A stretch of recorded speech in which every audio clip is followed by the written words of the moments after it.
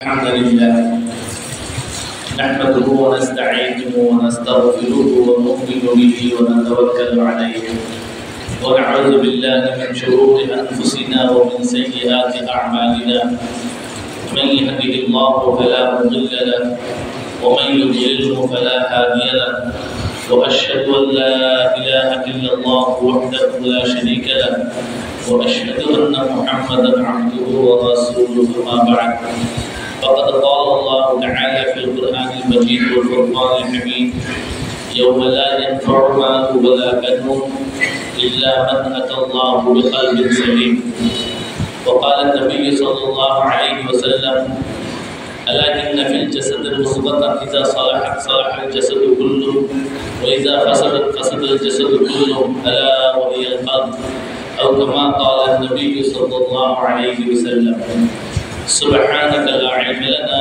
إلا ما علمتنا إنك أنت العليم الحكيم ربي زدني علما نافعا ربي اشرح لي صدري ويسر لي أمري واحلل عقدة من لساني يفقهوا قولي اللهم صل على محمد وعلى آل محمد كما صليت على إبراهيم وعلى آل إبراهيم إنك حميد مجيد اللهم بارك على محمد وعلى آل محمد كما باركت على إبراهيم وعلى آل إبراهيم إنك حميد مجيد محترم মুসল্লিয়ান ইকরাম আজকে রবিউল আউয়াল মাসের 18 তারিখ আল্লাহ পাক চাহে তো সূরা শুআরা থেকে একটা আয়াত তিলাওয়াত করছি ওখান থেকে কিছু কথা বলার চেষ্টা করব ওয়া মা তৌফিক ইল্লা বিল্লাহ আল্লাহ তাআলা আমাদের সবাইকে বুঝিয়ে শুনিয়ে আমল করার তৌফিক দান করুন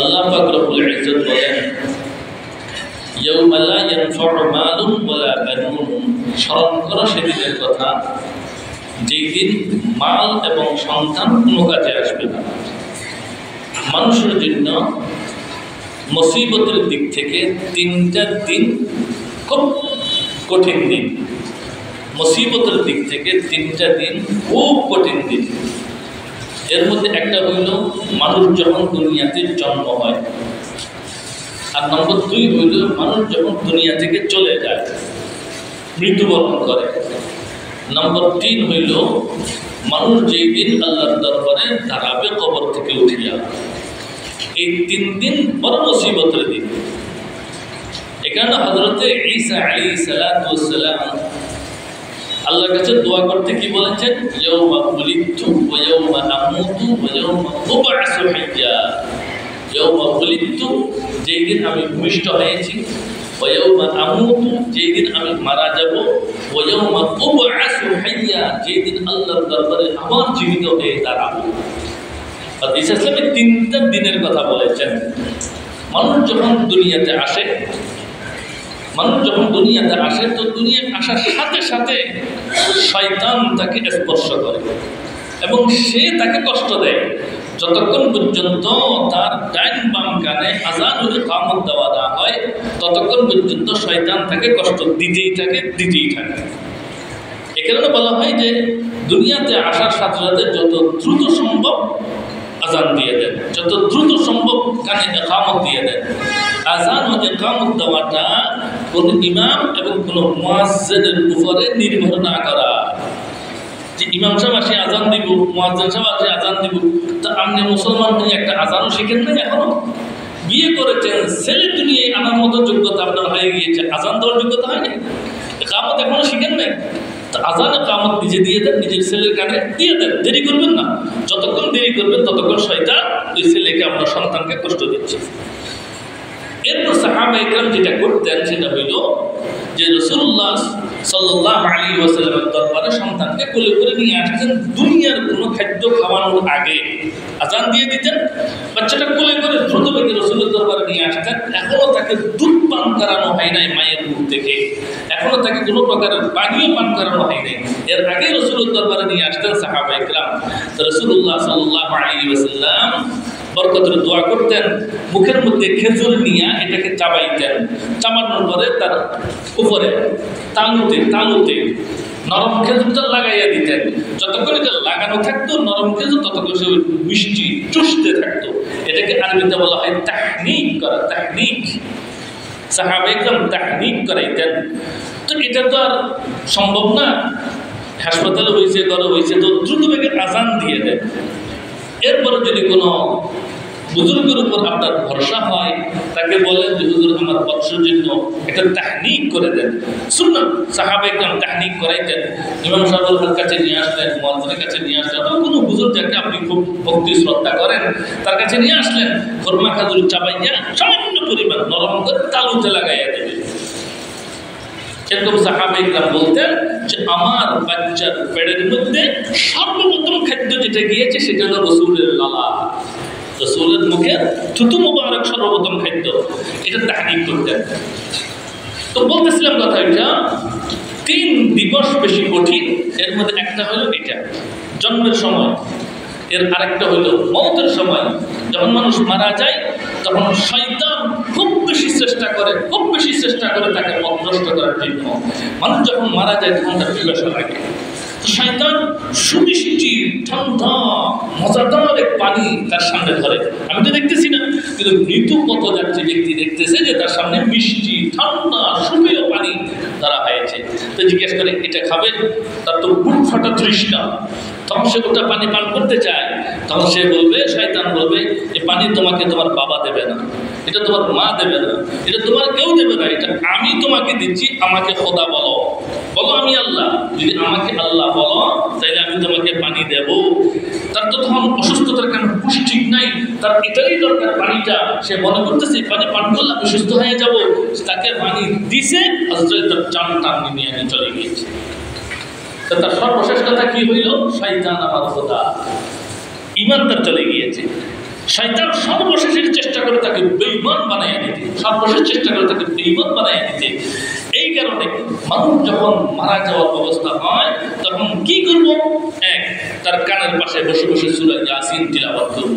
এক, তার কানের পাশে বসে বসে লা ইলাহা ইল্লাল্লাহ নিজে নিজের তালকিন করব, নিজে নিজে বলবো, আমার মুখে মুখে সেও বলবে। এতে তার জান চলে গিয়েছে। তো সর্বশেষ আমল কলমা, আর যার সর্বশেষ আমল কলমা হবে সে জান্নাতি। সূরা ইয়াসিন তিলাওয়াত করবেন, কানের পাশে বসে বসে সূরা ইয়াসিন তিলাওয়াত করবেন। আমার ঘরের সামনে আমি যেখানে বসবাস করি ছোট্ট একটা পাঞ্জাখানা আছে। মুয়াজ্জিন যিনি আজান দিতেন পুরো মানুষ কয়েকদিন আগে মারা গেছে। আমি বড় আশ্চর্য হয়েছি, দীর্ঘ 4-5 বছর লাগাতার আজান দিয়েছে, কোনো বেতন তিনি নেই নাই, কিনা বেতনে আজান দিতেন, 5 ওয়াক্ত আজান দিতেন। তো জোহরের আজান দিয়েছে, নামাজ পড়েছে, খানা খাইছে, এরপরে ঘর থেকে বের হইতে ঘুরে ঘুরে গেছেন, স্ট্রোক করে পড়ে গেছে, একদম সম্পূর্ণ বেহুশ, দুনো সাইডে প্যারালাইজ, এক সাইড প্যারালাইজ, দুনো সাইডে প্যারালাইজ, শুধুমাত্র চোখগুলো মিডিয়ে মিডিয়ে জ্বলছে, লড়াছাড়া করছে, এর থেকে আর উন্নতি হয় নাই। বাস কিছুদিন ছিল, এরপর তিনি মারা গেছে। এখন শরীয়তের মাসালা কি? বেহুশ হওয়ার পরে আর কোনো আমল নাই, বেহুশ হয়ে গেছে, এর উপর কোনো কি নেই, নামাজ তো বসে থাকলে না, এটা বেহুশ হয়ে গিয়েছে, এর উপর কোনো আমল নাই। তাহলে এই বুড়া মানুষটা, এই মুয়াজ্জিনটা সর্বশেষ আমল কি? আজান দিয়েছে, নামাজ পড়েছে। তো এই জন্য বলতেছিলাম, শয়তান মানুষকে মওতের সময় পথভ্রষ্ট করার জন্য, ঈমান নষ্ট করে দেওয়ার সব থেকে বেশি চেষ্টা করে। এই কারণে দ্বিতীয় এই দিবসটা হইল মানুষের জন্য কঠিনতম দিবস। নম্বর 3 হইল ইয়াউমা ইউবআসু হাইয়া, যেদিন আল্লাহর দরবারে উঠব, তো ভালো আমল নিয়ে উঠছি না খারাপ আমল নিয়ে উঠছি, তো সমস্ত কিছু সেখানে দেখা যাচ্ছে, পরিষ্কার হয়ে গিয়েছে। আর সেই দিবস কত কঠিন হবে এটা দেখা যাবে, বলা যাবে না। তো আল্লাহ তাআলা বলতেছেন, ইয়াউমা লা ইয়ানফাউ মালু ওয়ালা বানুন, স্মরণ করো সেদিনের কথা, ওই কিয়ামত দিবসের কথা, যেদিন সম্পদ কোনো কাজে আসবে না, যেই দিন সন্তান কোনো কাজে আসবে না। দুনিয়ার মধ্যে সম্পদ কখনো কখনো হয়তো কিছু কাজে আসে, আমরা মনে করতেছি আসলে তো সম্পদ দুনিয়াতে কোনো কাজে আসে না, কিন্তু আমরা মনে করতেছি সম্পদ দুনিয়াতে কিছু না কিছু কাজে আসে। মামলা মোকদ্দমা হয়ে গিয়েছে, টাকা দিয়ে চলে আসছি, খানা খাওয়ার দরকার হয়েছে, টাকা দিয়ে খানা খেয়ে নিয়েছি। ঘর বাড়ি বানানোর দরকার হয়েছে, টাকা দিয়ে ঘর বাড়ি বানাইছি। আমাদের এরকম মনে হয় যে টাকা দিয়ে জিনিসটা হইতেছে। আসলে তো টাকা দিয়ে ঘর বাড়ি বানানো যায়, আসলে তো টাকা দিয়ে জেল থেকে মুক্তি হওয়া যায়, আসলে তো টাকা দিয়ে খাবার কিনে আনা যায়। কিন্তু আরাম, আয়ে, শান্তি, সুকুন, শান্তি এটা আল্লাহ তাআলা দিয়ে থাকে, এটা টাকা দিয়ে পাই না। ঘর বাড়ির নাম তো শান্তি নয়। জেল থেকে মুক্তি হয়ে যে শান্তি পাবে এমন কোনো কথা নেই। শান্তি জিনিসটা আল্লাহ তাআলা দিয়ে থাকেন।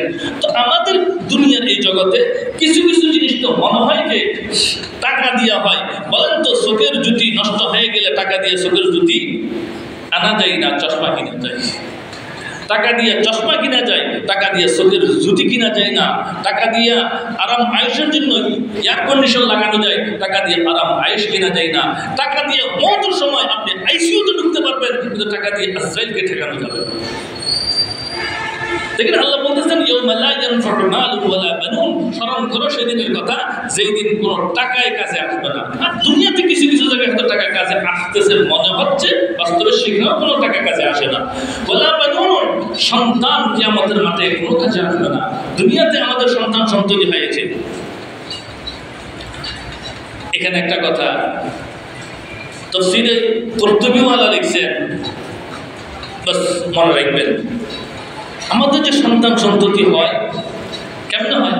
বিয়ে করেছে, এরপর সন্তান সন্ততি হয়েছে, নিয়মদের কমেই। এক আয়াতের মধ্যে আল্লাহ তাআলা বলতেছেন শয়তানকে, তুমি দুনিয়াতে গিয়ে কি করবে? তুমি দুনিয়ায় গিয়ে কি করবে? আমি দুনিয়াতে গিয়ে অনেক কাজ করবো। এর মধ্যে একটা হলো শারিকুম ফিল আমওয়ালি ওয়াল আওলাদ। সে মনে করবে সম্পদ তার, আমি বলবো যে না, সম্পদ তার না, সম্পদ আমার। ওই আওলাদে সে মনে করবে বিয়ে করার পরে স্বামী স্ত্রী থেকে যে সন্তানটা হয়েছে সে মনে করবে তার সন্তান। আমি শয়তান বলতেছি দুনিয়াতে গিয়ে এটা তার সন্তান হবে, এটা আমার সন্তান।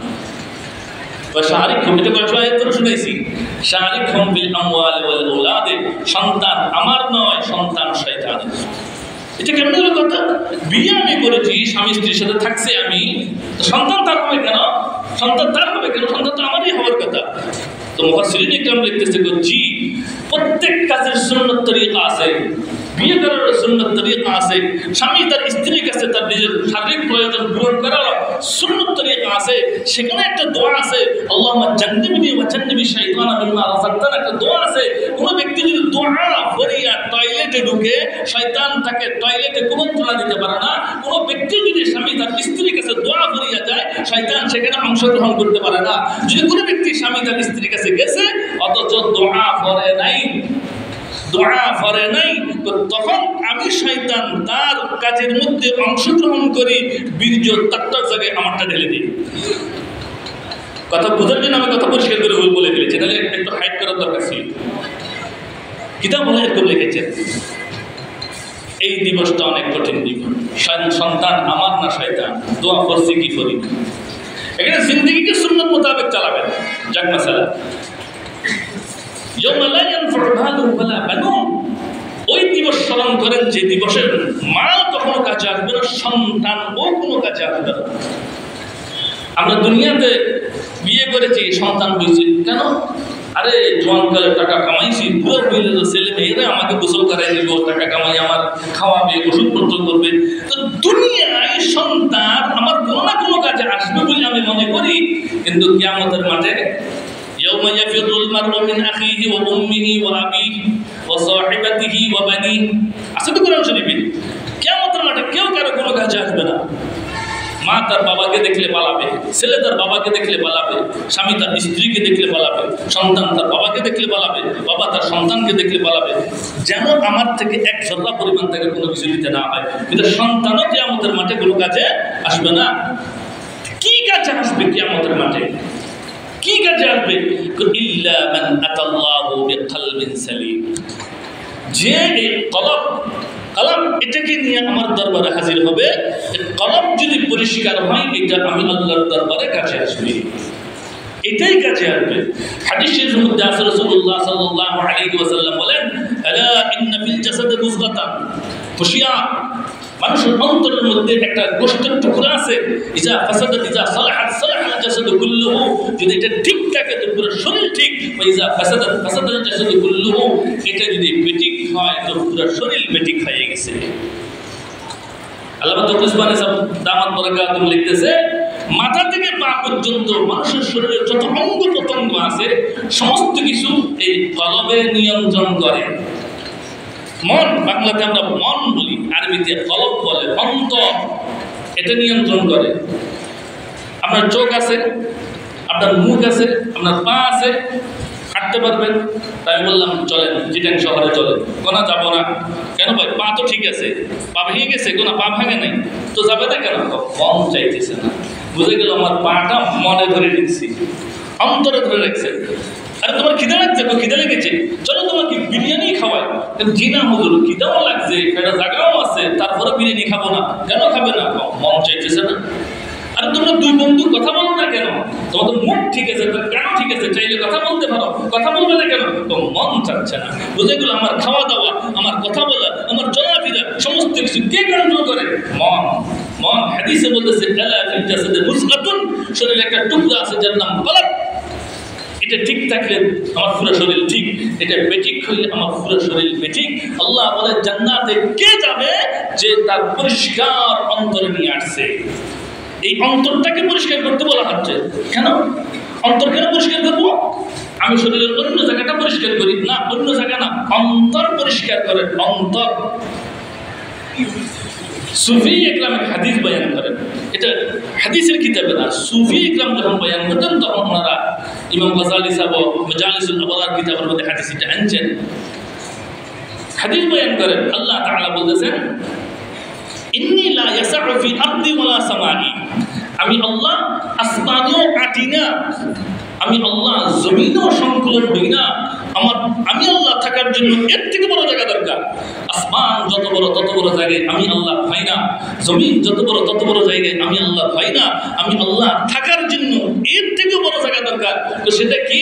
তো সেটা কলবুল মুমিনিন লাইয়িনিন, পরিষ্কার মুমিনের অন্তর হইল আমি আল্লাহ থাকার জায়গা। মক্কাতে যেটা ঘর আছে এটা কি বলা হয়? বাইতুল্লাহ, আল্লাহর ঘর। মুমিনের এই অন্তর এটা কি? আল্লাহর ঘর। আল্লাহ অপরিষ্কার ঘরে থাকে। কলব যদি অপরিষ্কার হয় আল্লাহ আপনার কলবে নাই, কলব যদি পরিষ্কার হয় তো আল্লাহ আপনার কলবে আছে। এই কারণে আল্লাহ তাআলা বলেন ইল্লা মান আতাল্লাহু বিকলবিন সালিম, যে ব্যক্তি আমি আল্লাহর দরবারে কিয়ামতের মাঠে হাজির হবে, দিল পরিষ্কার হবে, তো আমি আল্লাহ তার দিলে আছি। তো যার দিলে আল্লাহ আছে সেই ব্যক্তি জান্নাতি। ইল্লা মান আতাল্লাহু বিকলবিন সালিম, এখানে বারবার বলা হচ্ছে দিল পরিষ্কার করেন।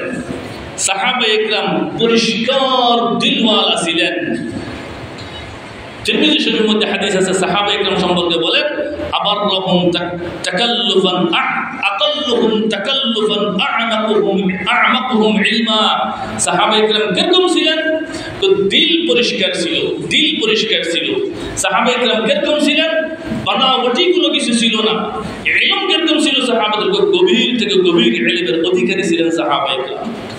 বানাওয়াটি বুঝুন তো, বানাওয়াটি কারো কারো মেহমান আসছে, মেহমানকে খাওয়ানোর নিয়ত নাই, তারপরেও মেজবানে বলে এক কাপ চা খেয়ে যান, এটা বানাওয়াটি না। সাহাবা ইকরাম এরকম কখনো বানাওয়াটি করতেন না, এটা মিথ্যা কথা, এটা মিথ্যা কথা। মুরগিকে আদার দিচ্ছেন, মুরগি খাওয়ার জন্য নয়, ধরার জন্য। মুরগিকে ডাকে না অনেক সময় আদার দিয়ে একটা আওয়াজ করিয়া মুরগি ডাকে, কেন ডাকতেছে? মুরগি ধরার জন্য, মুরগিকে খাওয়ানোর জন্য নয়, এটা মুরগিকে ঢুকে দেওয়া। সাহাবা ইকরাম এই জাতীয় কাজগুলো করতেন না, বানাওয়াটি এদের মধ্যে ছিল না। তো আকাল্লুহুম তাকাল্লুফান আ'মাকুহুম ইলমা, দিল তাদের পরিষ্কার ছিল। এই কারণে আল্লাহ তাআলা বলেন ইল্লা মান আতাল্লাহু বিকলবিন সালিম, দিল পরিষ্কার করেন। দিল কেমনে পরিষ্কার হয়? হিংসা থাকবে না, এটা হলো দিলের রোগ। বুগজ কিনা, ঈর্ষা, ঈর্ষা থাকবে না, এটা দিলের রোগ। দিলের মধ্যে তাকাব্বুর, অহংকার থাকবে না, এটা দিলের অসচ্ছলতা, অপরিষ্কারতা। দিলের মধ্যে যদি কিবির থাকে, অহংকার থাকে, হিংসা থাকে, তো এগুলো রোগ আছে, এগুলো অপরিষ্কার দিল। এরকম অপরিষ্কার দিলের মধ্যে আল্লাহ কখনো থাকে না। কোন ব্যক্তি দুধ বন্টন করতেছে, দুধ দুধ বন্টন করতেছে, আর আপনি সেখানে একটা গ্লাস নিয়ে গেছেন দুধ নেওয়ার জন্য, আর সেই গ্লাসের মধ্যে যদি এক ফোঁটা প্রস্রাব থাকে, দুধদাতা আপনাকে কখনো গ্লাসে দুধ দেবে না। তেমনিভাবে আল্লাহ তাআলা মুসলমানের জন্য নূর বন্টন করতেছে, নূর বন্টন করতেছে। দিল যদি অপরিষ্কার হয় তো আল্লাহ তাআলা সেই দিলের মধ্যে আল্লাহ নূর কখনো দেবে না। আরে মানুষ মাথা থেকে পা পর্যন্ত তার পুরো শরীরটাকে, বডিটাকে পরিষ্কার করার জন্য রাত ও দিন 24 ঘন্টা মেহনত করে। বিশেষ করে মহিলাগণ পার্লারে যাচ্ছে, সাজাইতেছে, পার্লারে যাচ্ছে, সাজাইতেছে, ঘর দুয়ার মুছতেছে, ঘর সাজাইতেছে, সবগুলো পরিষ্কার করতেছে। বাহিরটা পরিষ্কার করার পিছনে মানুষ অনেক দৌড়ায়, অনেক দৌড়ায়, কিন্তু দিল পরিষ্কার করার পিছনে কখনো মানুষ দৌড়ায় না। অথচ দরকার কোনটা? দিল পরিষ্কার করা। দিল যদি একবার পরিষ্কার হয়ে যায় তো সেটা আর কখনো ময়লা হয় না। কিন্তু শরীর তো আপনি সকালে পরিষ্কার করেছেন তো বিকেলে আবার ময়লা হয়ে গিয়েছে, বিকেলে পরিষ্কার করেছেন তো সকালে আবার ময়লা হয়ে গিয়েছে। আমাদের মানুষ মুসলমান সারা বিশ্বের মধ্যে নিজের বাহিরটাকে সাজানোর পিছনে খুব ব্যস্ত, খুব ব্যস্ত। দিল পরিষ্কার করার বিষয়ে কোনো ব্যস্ততা নেই। এখানে দিল পরিষ্কার করা দরকার। তো দিল পরিষ্কার হবে কেমনি এটাও তো জানা দরকার। আল্লাহ তাআলা বলতেছেন ইয়াউমা লা ইয়ানফাউ মালুন ওয়ালা বানুন, মালও কাজে আসবে না, সন্তানও কাজে আসবে না। তো কি কাজে আসবে? ইল্লা মান আতাল্লাহু বিকলবিন সালিম। এটা আয়াত শুনাই, কথাটা একটু কঠিন হয়ে যাবে, তারপরও শুনেন দেখি যতটুকু বুঝে আসে। আল্লাহ এই আয়াতে বলতেছেন ইন্নাল্লাহা ইশতারা মিনাল মুমিনিনা আনফুসাহুম ওয়া আমওয়ালাহুম বিআন্না লাহুমুল জান্নাহ। আল্লাহ বলতেছে আমি মানুষ থেকে কিনে নিয়েছি, বিনিময়ে আমি তাকে জান্নাত দেব। মানুষ বেচা কিনা করে দু কারণে। একটা হইল টাকার প্রয়োজন, এখানে সে সম্পদ বিক্রি করে দিচ্ছে। আরেকটা হইল অধিক অর্থের লোভে, অধিক অর্থের লোভে জিনিসটা 10 টাকা দিয়ে কিনেছে, এখন বেচলে 15 টাকা বেচা যাবে, তাহলে তো মোটামুটি 5 টাকা লাভ হচ্ছে। অধিক অর্থের লোভে দুই কারণে বেচা কিনা করে। আমার যদি টাকার প্রয়োজন না থাকে, অধিক অর্থের লোভও যদি না থাকে, আমি কেন বেচবো? আল্লাহ তাআলা মানুষের কাছে জান্নাত বেচতেছেন কিসের কারণে? আল্লাহর টাকার দরকার না অধিক অর্থের লোভে? কোনোটাই না। মানুষের বেচা কেনার কারণ হইল হয়তো টাকার দরকার, হয়তো অধিক অর্থের লোভ, কিন্তু আল্লাহ মানুষের কাছে জান্নাত বেচতেছেন। টাকারও অধিক অর্থের লোভও নাই, টাকারও দরকার নাই, বরং কেন বেচতেছেন? আমার লাভে। মানুষ তুমি আমল করো জান্নাতে যাইবে, তোমার লাভ, না করলে তুমি জাহান্নামে যাইবে, আমি আল্লাহর কোনো লাভও নাই, ক্ষতি হবে। আল্লাহ বলেন ইন্নাল্লাহা ইশতারা মিনাল মুমিনিনা আনফুসাহুম ওয়া আমওয়ালাহুম, আমি আল্লাহ মানুষ থেকে কিনে নিয়েছি একটা জিনিস, বিনিময়ে তাকে জান্নাত দেব। কি কিনে নিছেন? আনফুসাহুম ওয়া আমওয়ালাহুম, প্রাণ, প্রাণ মানে জান, রূহ, এটা আমি কিনে নিয়েছি। আর কি? যত সম্পদ আছে তার সমস্ত সম্পদ আমি কিনে নিয়েছি।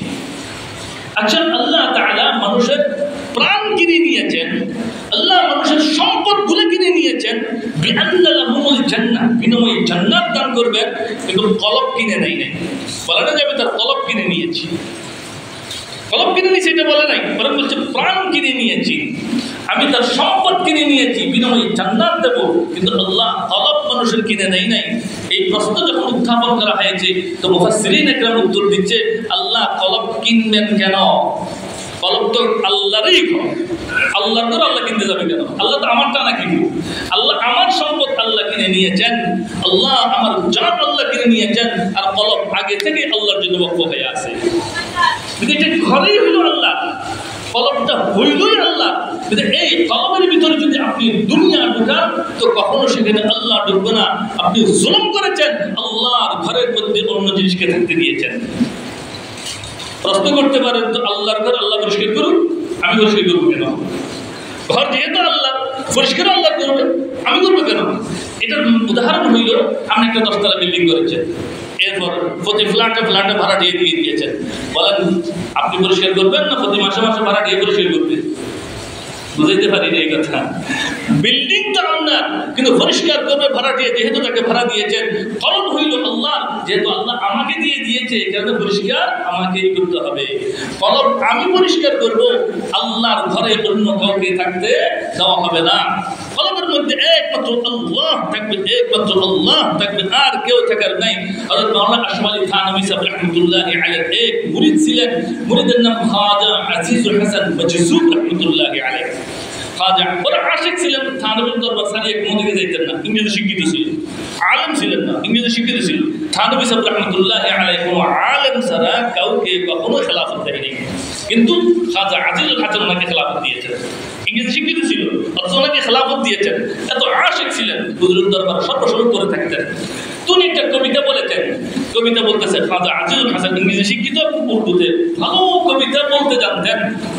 তো তিনি কবিতা বলতেছেন, সব তমন্না দিল সে রুখসত হো গিয়া, सब तमन्ना दिल से रुखसत हो गया, अब तो आजा खिलवत हो गया। सब तमन्ना दिल से रुखसत हो गया, अब तो आजा खिलवते दिल हो गया।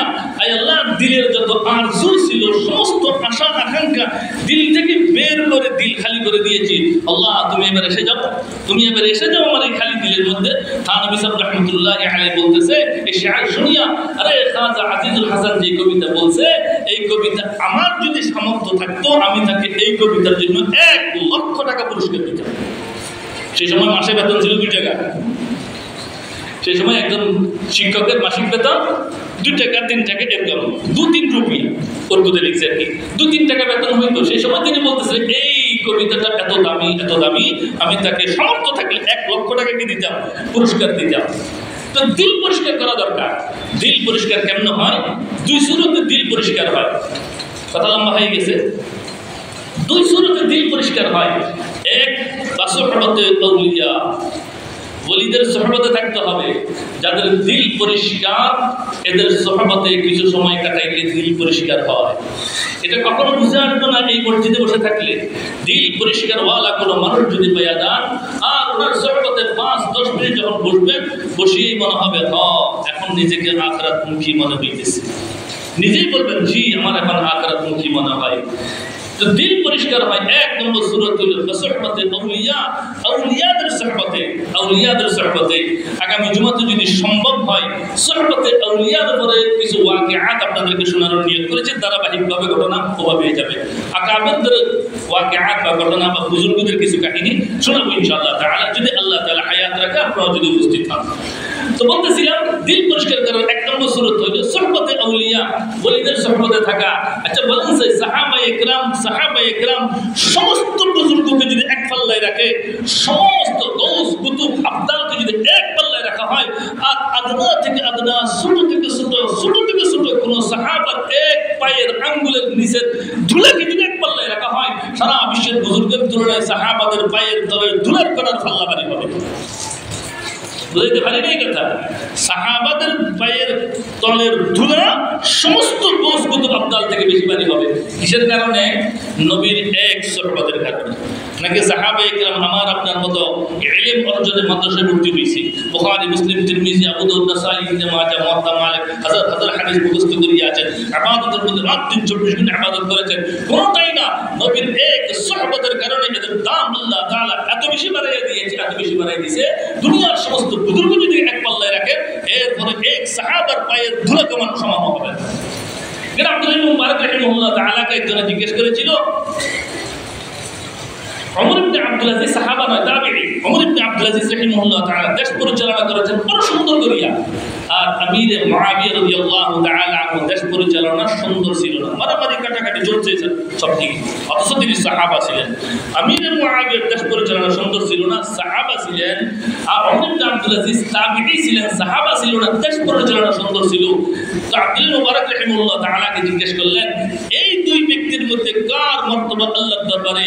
তখন আব্দুল্লাহ মুবারক উত্তর দিলেন, ওমর ইবনে আব্দুল আজিজ যিনি সাহাবা নয়, তাবেঈ, 1000 ওমর ইবনে আব্দুল আজিজকে যদি এক পাল্লায় তোলো, আর আমির মুআবিয়া যুদ্ধে আরোহণ করতে ঘোড়ায় আরোহণ করেছেন, যুদ্ধে সেই ঘোড়ার পায়ের তলে যে সমস্ত ধুলাবালি পড়ছে, এর এই কোনো ধুলা তার ঘোড়ার নাকের মধ্যে পড়ছে, 1000 ওমর ইবনে আব্দুল আজিজকে এক পাল্লায় তুলে দাও, আর আমির মুআবিয়ার আরোহিত ঘোড়ার পায়ের আঘাতে উড়ন্ত ধুলার একটা কণা যদি এক পাল্লায় রাখি দাও, তারপরে 1000 ওমর ইবনে আব্দুল আজিজ থেকে ওই কণাটার পাল্লা বের হবে।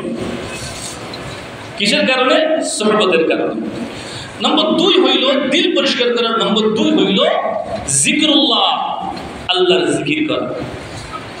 কোরআন তিলাওয়াত করা আল্লাহর জিকির, কোরআন তিলাওয়াত আল্লাহর জিকির, জিকরুল্লাহ আল্লাহর জিকির করা, মাগরিবের পরে বসে বসে, ফজর নামাজ পড়ে বসে বসে, শেষ রাতে তাহাজ্জুদের সময় উঠলে চোখ বন্ধ করিয়া এক আল্লাহর সান্নিধ্যে কিছুক্ষণ আল্লাহকে জিকির করা, লা ইলাহা ইল্লাল্লাহ, লা ইলাহা ইল্লাল্লাহ। এখন সময় নেই যে আপনাকে জিকির করাবো। কখনো যদি আমি এদিকে চলে আসি, মাগরিবের ঘরে বসে যারা থাকেন তখন উপস্থিত, হয়তো কিছু জিকির করাইতেই পারে, কারণ বিভিন্ন জায়গাতে আমরা একটু মজলিসগুলো করে থাকি। কখনো যদি সুযোগ হয়, আমি যদি এখানে থেকে যাই, মাগরিবের ঘরে জিকিরের কখনো আলোচনা হইলে যদি সুযোগ হয় করাইয়া দেখাইতে পারে যে জিকির কিভাবে করতে হয়। এটা বললে হবে না, এটা করে দেখাইতে হয় এবং শিখাইতে হয়। আল্লাহ পাক যদি আমাদেরকে সুযোগ দেয় কখনো করুন। আগামী জুমাতে ইনশাআল্লাহ সোহবতে আউলিয়ার উপর আলোচনা হবে এবং কখনো সুযোগ হইলে আপনাদেরকে জিকির করে দেখাবো ইনশাআল্লাহ তাআলা। আল্লাহ তাআলা সবাইকে আমল করার তৌফিক দান করুন। যারা সুন্নাত করেন না সুন্নাত করে দেন।